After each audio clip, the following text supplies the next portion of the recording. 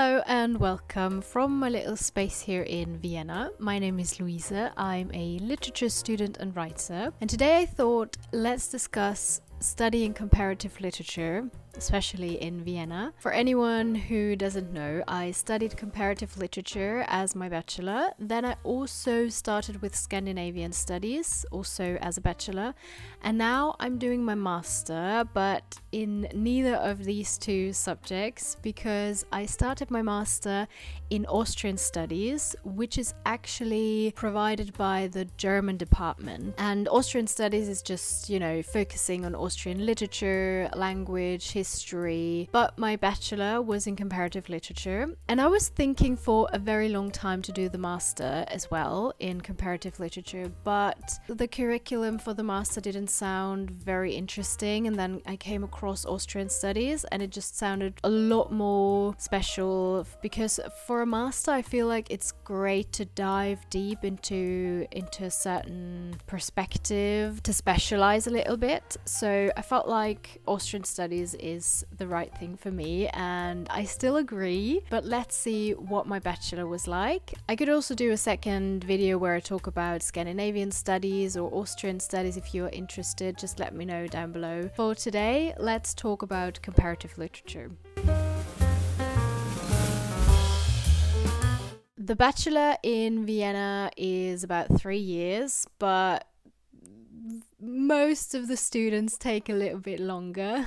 You have so many different courses. It's a very interdisciplinary study, so it's not just focused on one language or one perspective. You can actually do whatever you like as long as it's in this comparative realm. This is probably my most favorite thing about it, that it is not purely focusing on like one language or one perspective. This is definitely a perk, and like I said, something I really enjoyed, but it can also make it a little bit difficult to get a feeling for the studies. It sometimes feels all over the place, and when someone asks you what are you specializing in, I often had troubles to answer this question because I was doing lots of different things and like bits and bobs, and it's sometimes really hard to get a lot of courses on one subject that you are interested in. I might add that by not limiting yourself to only one language, for example,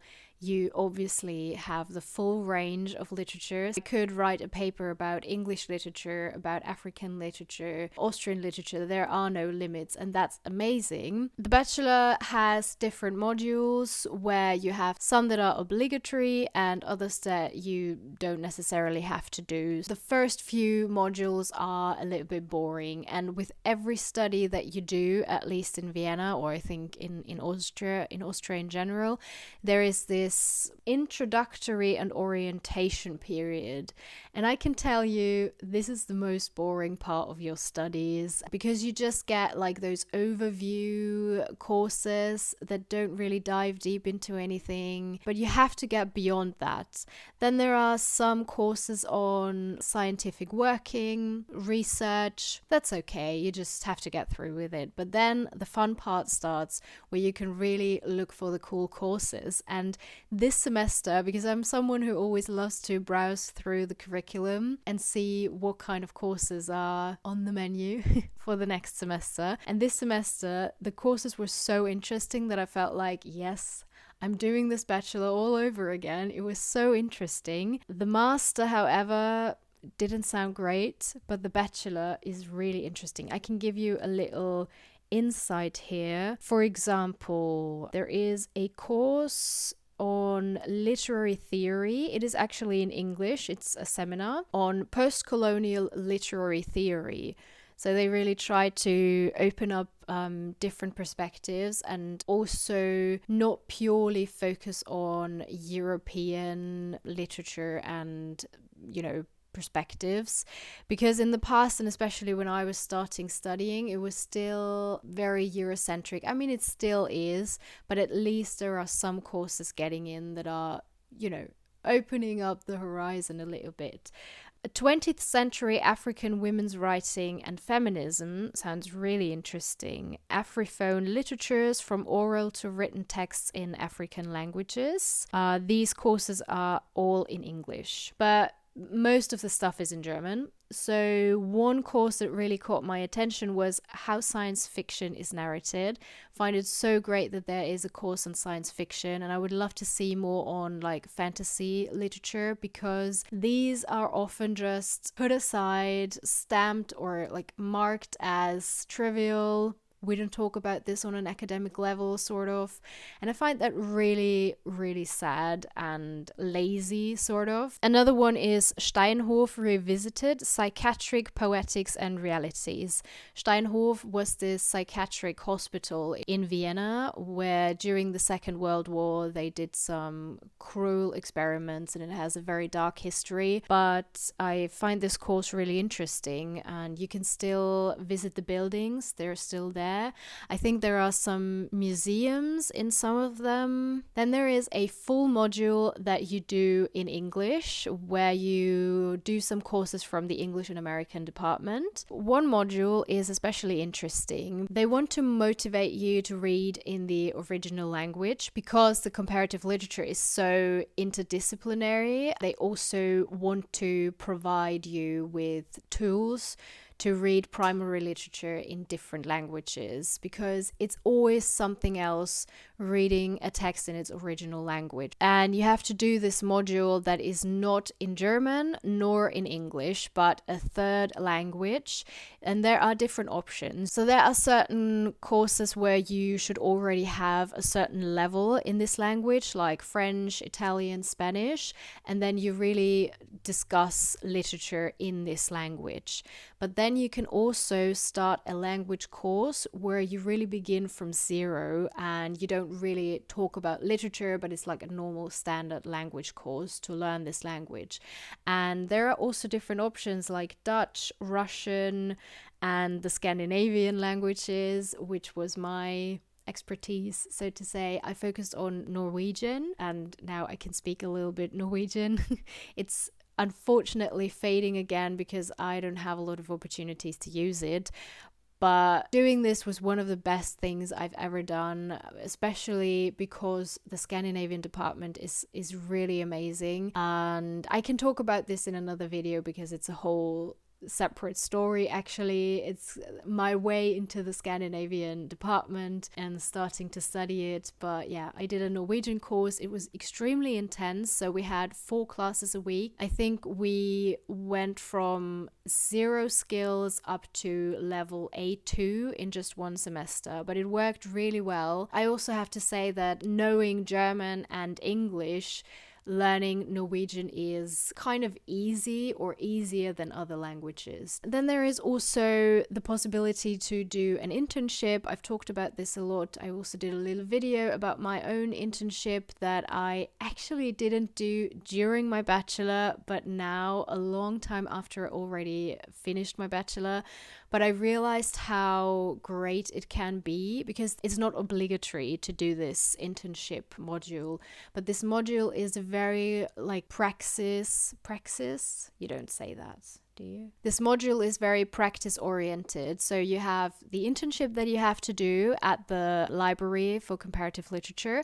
Then there are other courses for like PR, learning about publishing houses, stuff like that, which can be very handy, and it gives you like the first perspective on what you can do with these studies, which is so important. And I think they should stress this a lot more, and it should actually be a must. But for anyone who starts studying, I could only highly recommend doing this module, because you can do several other things. And for me, it was not possible to do it at the time. I could have done it just for fun, which I did later on. And then last but not least, there is this big chunk of credits that you have to do in completely other studies, basically. So it's called extracurriculum, and you have to do 60 ECTS. That's like the credit point system that we have. And 60 is a lot, so that's a lot. I did 30 credits in history, like lots of courses from the history department, then 15 credits from the Scandinavian department, and 15 credits that I just variously picked. I think I used a lot of credits from my first few semesters at the English and American department. You could also do the extracurriculum in, I don't know, law or biology, and that's pretty amazing because you will realize how great it is to have a very vast knowledge of a lot of different topics. I had this one course during my history extracurriculum. It was on environmental history, and then when we started talking about eco-criticism in literature, I finally realized how handy it is to have this knowledge from this course. So yeah, like I said, very interdisciplinary. This is what you do during a comparative literature bachelor, at least how it is done in Vienna. So Vienna is a beautiful city to study. I really enjoy it. I'm not from Vienna, but I am from Austria. Like, my family lives around 3 hours from Vienna. And I'm really glad that I came here, but I have to say that the comparative literature department in Vienna, sometimes, or at least for me personally, it was difficult to find a friends group, and I really made friends when I started studying Scandinavian studies. That was a bit challenging at first because I feel like at the comparative literature department there are lots of introverted people who like to read a lot and maybe discuss literature, but then that's it. And doing a lot of stuff outside of class can be difficult, but obviously it is possible. And I do think that the department has changed a little bit from when I started. They are trying to do a lot more social activities. There is also a newspaper now where they print creative texts, so that's pretty cool.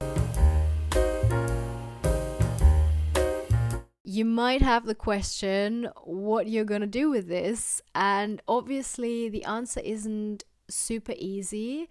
It's not like you go out of the studies and you have a job, but there are actually a lot of different things. So you can obviously go into publishing, you can go work in a library, you can work in a literature institution like a literature house where they have readings and other events. You can obviously go into science, become a professor. That is a possibility. The thing is, and which I realized after studying for a while, that you most likely have to put in some extra effort to really get a job. Like, it's either doing internships or doing some extra education afterwards. Just to give you an example, if you want to work full-time at a library, you can obviously do it like I did, do the internship, now work as an assistant in the library. These experiences are great, but they won't get me a full-time job at the library. At least in Austria,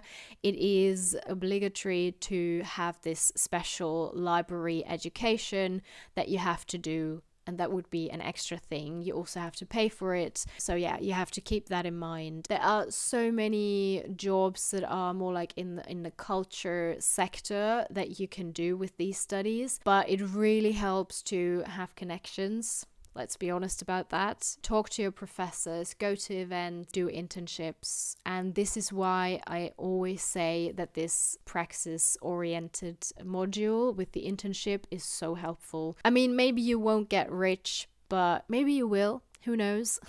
There are also a lot of people who are into writing, but obviously you don't get a writer all of a sudden, especially not from studying comparative literature. It definitely helps to get a feeling for language and all that, but it's not like studying creative writing or something, which is quite rare in German-speaking countries. There are only a few universities where you can study creative writing. There is one in Vienna, which is, as far as I know, focusing focusing more on like experimental writing. Like it's not like this classic novel writing program. That's probably more in Hildesheim or Leipzig in Germany. But yeah, it's not like a very common thing, because I know in English speaking countries, there are a lot of universities where you can study creative writing. Let's get back to studying in Vienna specifically, because I think the level and also the intensity and effort that you have to put into the studies is not as high as it is in other countries. I can only compare it with Scotland because I did my exchange semester there, and oh wow. Those are worlds. It was really, really overwhelming when I got to Scotland and when I started studying there. It's a different world. I was able to study comparative literature in Vienna, like go to my courses, maybe do a presentation where I had to talk a little bit, but the rest of the courses, I would just be in there, like hiding in the back, like, I'm reading the literature, but I don't want to talk a lot, which is obviously not that great. And now that I'm progressing in my studies, I also realize that it's really important to take part in the discussions, but it is possible, which doesn't mean that I was not putting in any effort. But when I got to Scotland, it was just a very different culture of how the courses were structured. There was not one single class where I was able to go in and hide and not say anything. And why I'm stressing this so much is because I'm a very slow reader and I have an extremely hard time keeping up with the reading lists. And when I got to Scotland, I was really devastated because the reading list was just way too much for me. I just couldn't handle it. So I went to the courses hoping that no one would realize that I hadn't read what we should have read for this week. But that wasn't possible. There was even this one class where the professor was standing there with the list of all the students in this class, and she was like, who hasn't said anything today? Well, Luise, what do you think about this book and this text that we read? And I was like, I wasn't able to read it. Sorry. So uncomfortable. And this has never happened to me in Vienna. So they obviously do encourage you to speak and to be part of the class, but not in that way. And I also feel like it's a lot easier to get by without reading everything if you don't want to, or in my case, just aren't able to. I still think it's a very great department. It's just different. And you also have the possibility of a private life, which is nice.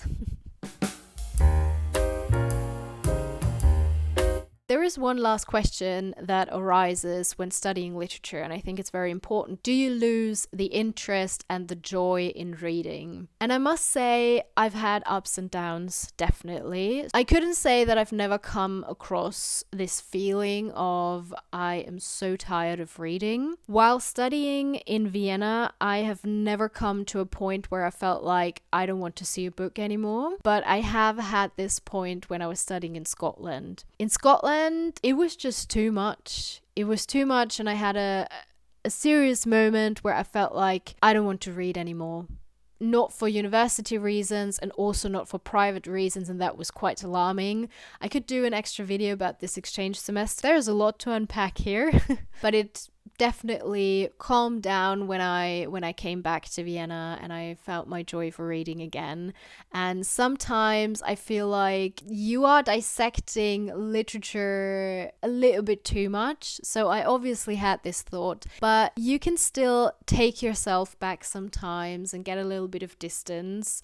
I always have to remind myself to read books that are only for my pure private joy. I find that really difficult. So yes, sometimes I was overwhelmed by the amount of stuff that I had to read.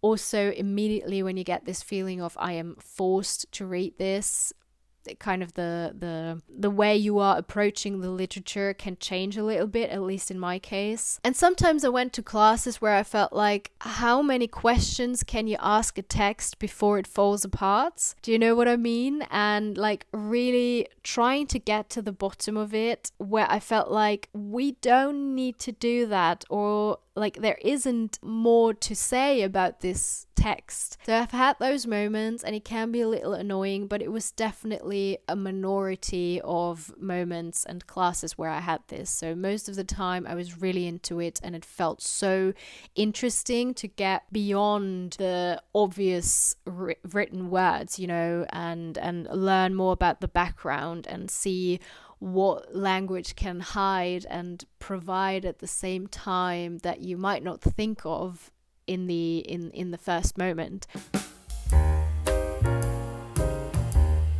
I guess sometimes people feel like studying literature is kind of boring, or what meaning does it have? But you know, literature contains so much about this world, about how society works. It really sums up human history in so many ways, and how you can play with language, and it really opens up your perspective on language and how much power it has, how many things you can do with it. And I do think literature is so relevant in our society. Not only is it like preservation of history, but it also helps us in so many situations to understand things, but also to navigate through difficult times, either by writing about them or by reading about them. It's so important that beautiful things can just exist. I definitely think it's worth to create art and also to study it.